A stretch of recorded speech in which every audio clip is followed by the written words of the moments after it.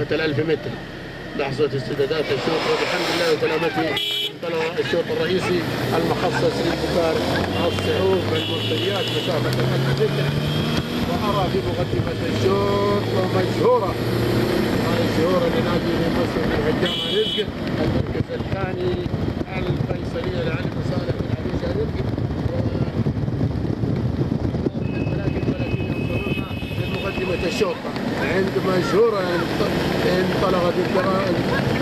دفاع ممتازة في هذا الشوط مشهورة لنادي مصر هجام رزق والفيصلية لعلي بن صالح بن عبيشة رزق وايضا واصل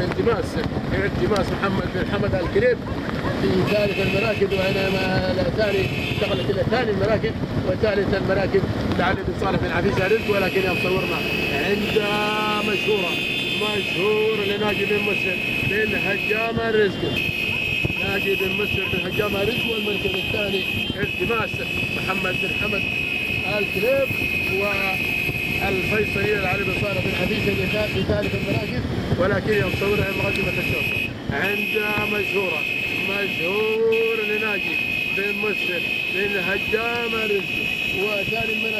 ثاني المراكز التماس محمد بن حمد الكليب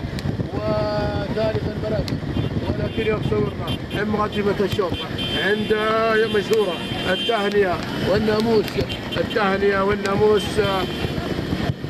التهنئة والناموس بفوز مشهورة لنادي بن مصر بن هجام رزق والمركز الثاني وصلت